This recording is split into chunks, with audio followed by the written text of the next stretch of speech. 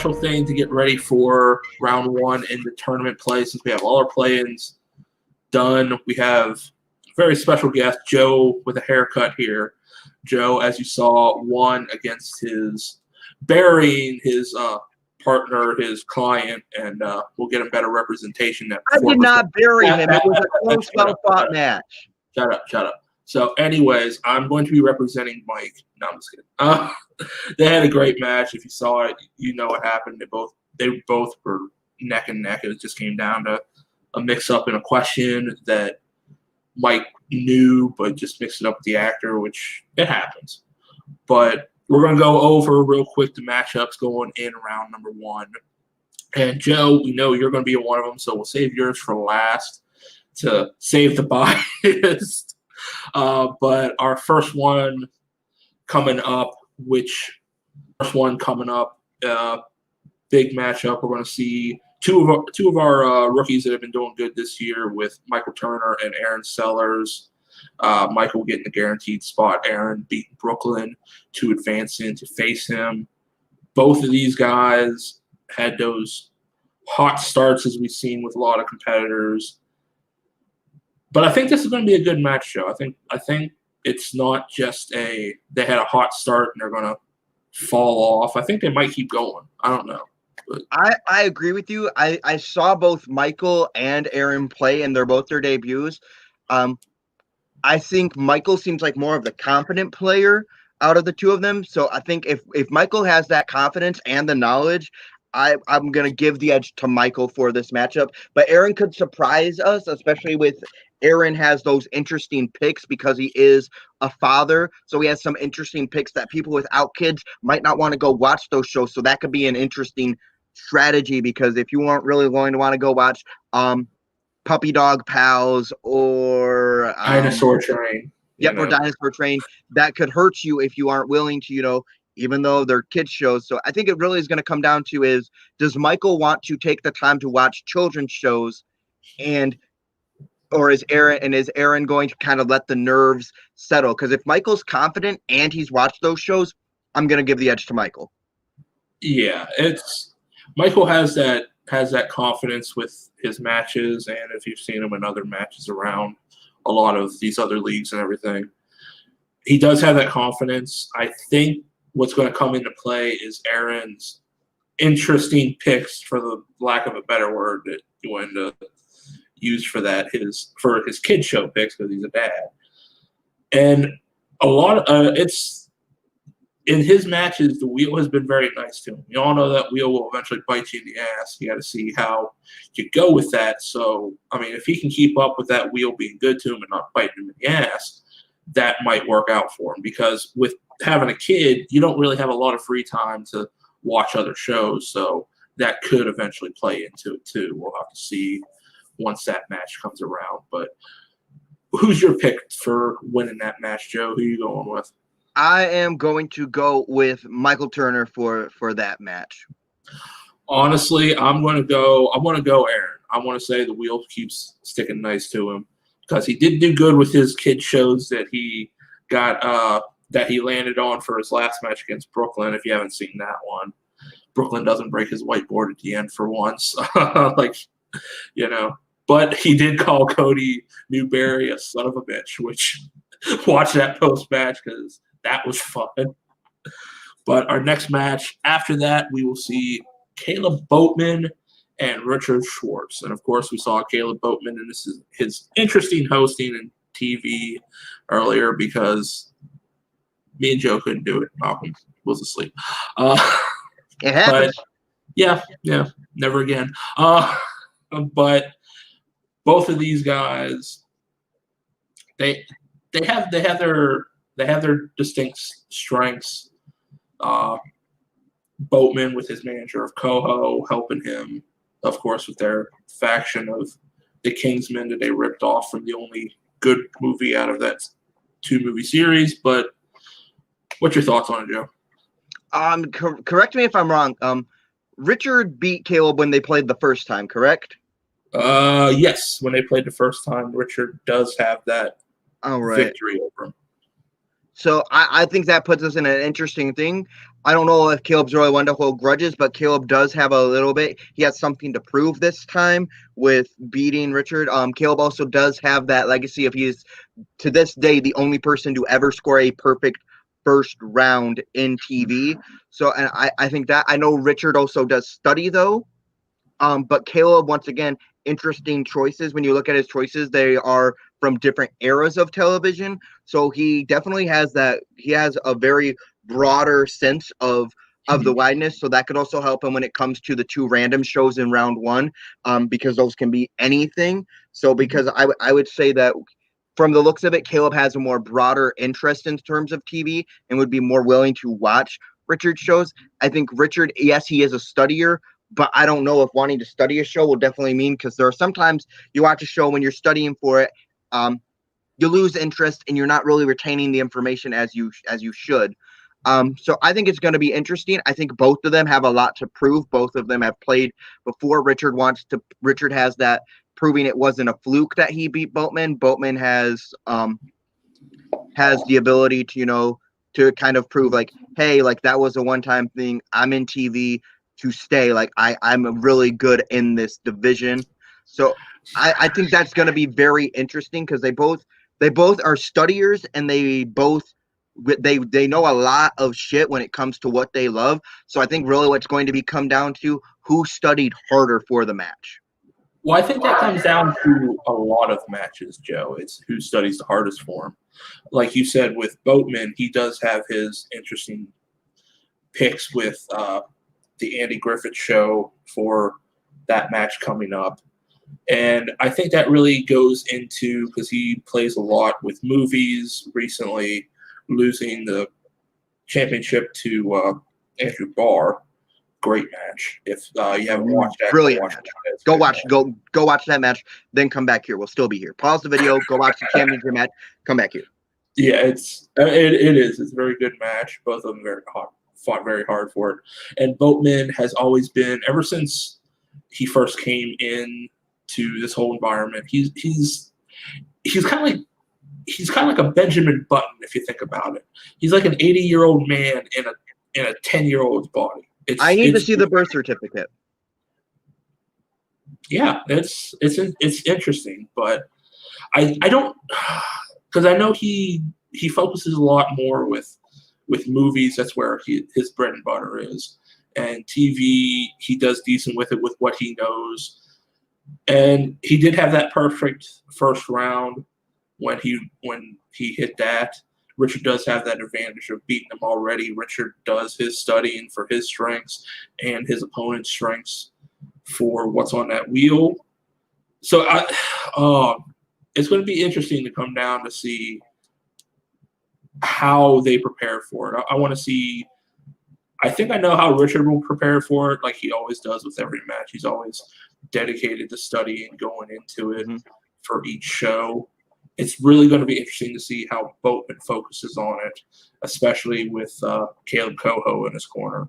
So we'll see. You also have to remember, without being the movie champion, he really doesn't have to focus on that coming up. I don't know if he has a number one contenders match for that coming up. He could be able to focus more on the TV division.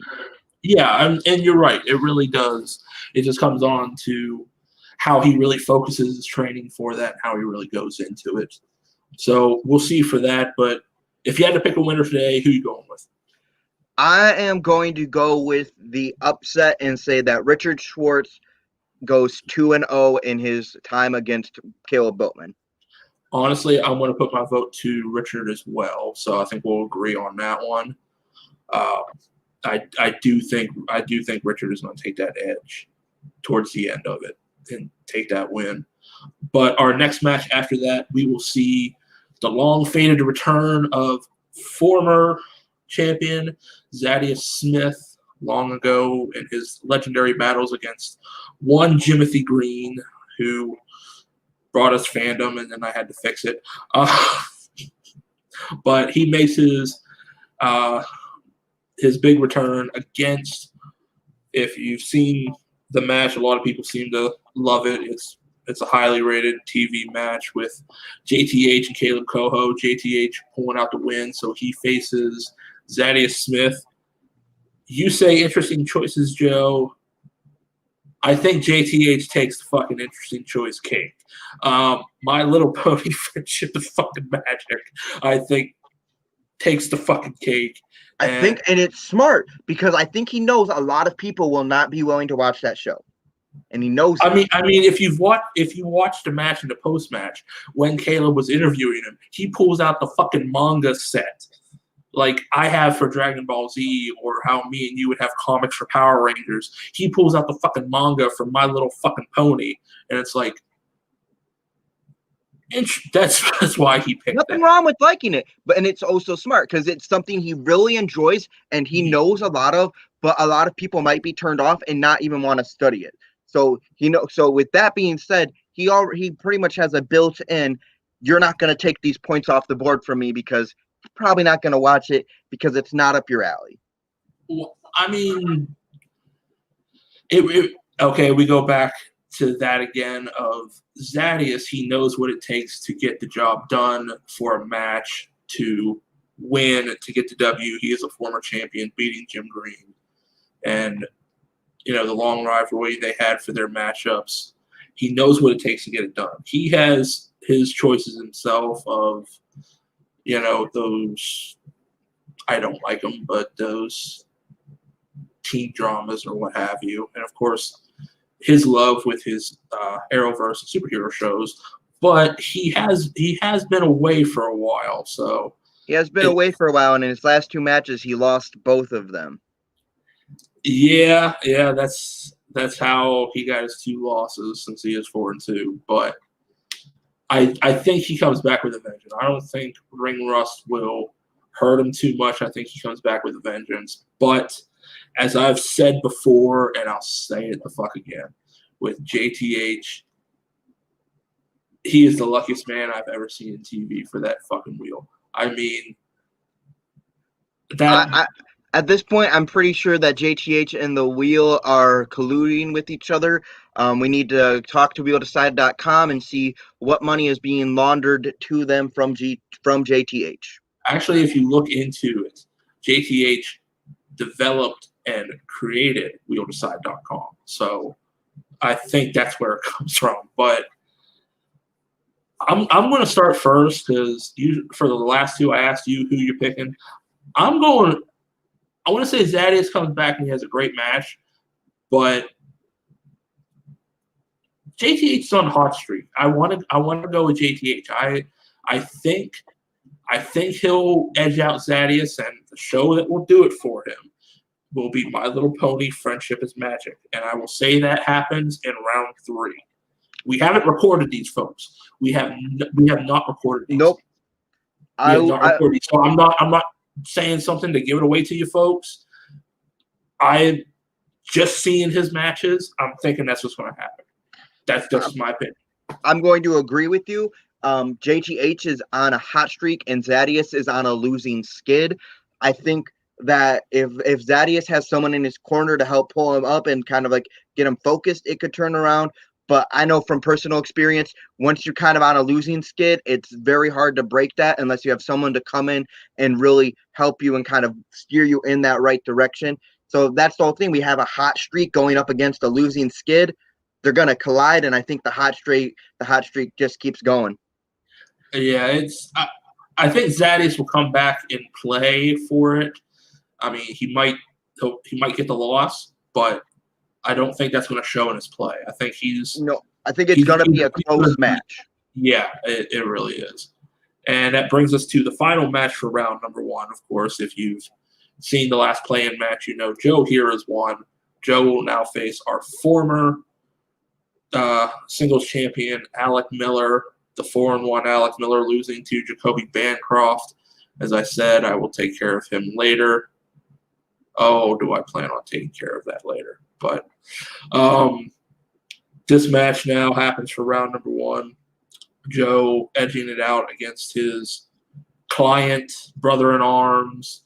If you mentioned starting teams in TV, Joe, I swear to God, I will choke the life out of you. Okay. There you go. Um, But go ahead. What do you think going in? I know we talked on the post match after that match with Mike. Your thoughts with Alec, but going into this, it really is. Alec has proven he was a champion for a reason. He knows his game. He fights well. So do you. I'm not saying you don't. But. Nope. Yeah. No. It's going to. As I said, this is going to be a match that's going to really be decided by who studies the other's strengths more. Mm-hmm. Because if it happens, if you can make it, because as I've said, as we've seen, I have a kind of issue with I'll only pick like 1 or 2 shows of my opponents to study. I can't do that with Alec. I cannot let the wheel pretty much say, oh, I'm going to land on Alec's strength and there's the match. That cannot happen to me in this match. I have to study his 3 strengths. I have to pick shows that I know inwards, inside out, upside down, backwards, forwards, any day of the week. So that way I can focus on Alec's strengths. And I need to pick shows that I think that Alec will need to actually take time to focus in and study on, and kind of, hope that it helps that I have Mike in my corner. We're coming up with a game plan. We really need to kind of decide, but it's going to pretty much this match, and I'm not going to go into much of my thought process, just so that way Alec doesn't kind of get the upper hand on me with this. But it very much is going to be as I need to develop a very good strategy against Alec on what I'm going to do. I have to figure out how I can minimize his point potential while maximizing my own. And it's going to very much come down to the strength shows we pick and what we can really come away with that. I know there's a show that I really like that people always ask me why I put it on the board, and I like it, and I think that show is going to stick around. But my other 2 shows, I'm going to kind of play around, go through, figure out what shows I really like, what shows would work well for me, and shows that, because I know regardless of it, Alec is going to study my shows. Mm-hmm. Alec's going to study my shows. So I think I need to pick shows that he might think are so stupid that he's not retaining knowledge because of how stupid he thinks they are. I don't think that plays in with it. I think it really goes to I get your strategy behind it. You want to pick shows like that, and we all have that. We all have those strength wheels. I have a lot of mine, and as writing all these, I develop others and get to see a lot of other shows, a lot of new things I never would have bothered with. Like, for example, we were talking earlier with Aaron Sellers with Dinosaur Train. Yeah, like I'm going to, oh yeah, this seems interesting. I'm going to fucking watch it. It's this kind of opens your mind and broadens your horizons for what you're looking at. So I think it really goes to, you want to pick something that, and I think how a lot of people look at these is, you want to pick something that in and out like the back of your head. Like we saw that with JTH and My Little Pony Friendship is Magic. We saw that with Zadius and his superhero genre shows. We see that with Kaleb Boatman and his old-timey and love of SpongeBob at the same time. You see this a lot. So I think that's really what it comes down to. And I've seen a lot of your strengths, Joe, because I write your fucking matches. And the same with Alec. I've seen both of the strengths. It's really going to come down to if changes in those strategies come into it, to see what shows you use against each other, but what shows you use that you don't have to worry too much about, that boom, like that. So I'm not really going to ask your opinion on this, Joe, because you're in the match. But I'm going to go, depending on the strategy, I'm going to go with you, Joe. Oh, wow. You have a fighter's chance, depending on how the strategy goes. I'm going to go with the underdog pick on this. I want to pick you. So that's how I'm going to look at it. And that's round 1, folks. We'll do another one once round 2 comes around, but we went over all the round 1 matchups. We got some predictions of it.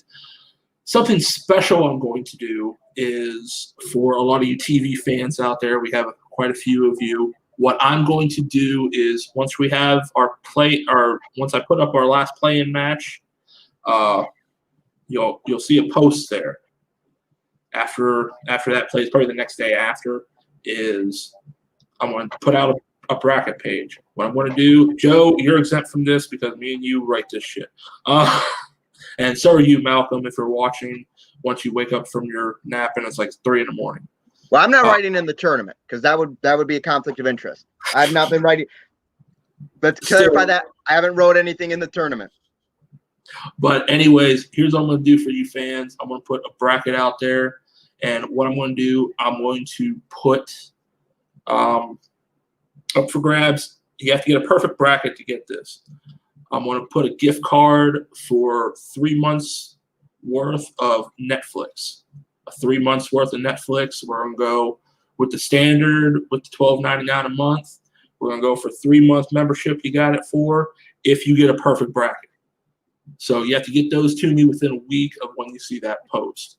And if you get a perfect bracket, you get that card. So we'll see how that goes. And if we have a few perfect brackets, we'll have a certain tie at the end of it for the championship match. We'll do do the final score of the championship match. Yeah. Do like what you're over and under for the final score put together. So whoever's closest to that will win that if we have multiple perfect brackets. But we'll see how that goes. But that's going to be the reward for it. You get 3 months of Netflix on me. Have fun with that. And you can do 2 screens at the same time. I am not paying for 4K.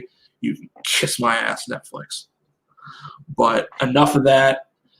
That was round 1. You'll probably see us when we go over round 2, depending on how that goes. So enough of that. That is Joe. My screen never wants to point right when I do that. I am Tim. We will see you next time for more TV. Keep TV on. Keep watching that. We'll see you next time. Bye-bye.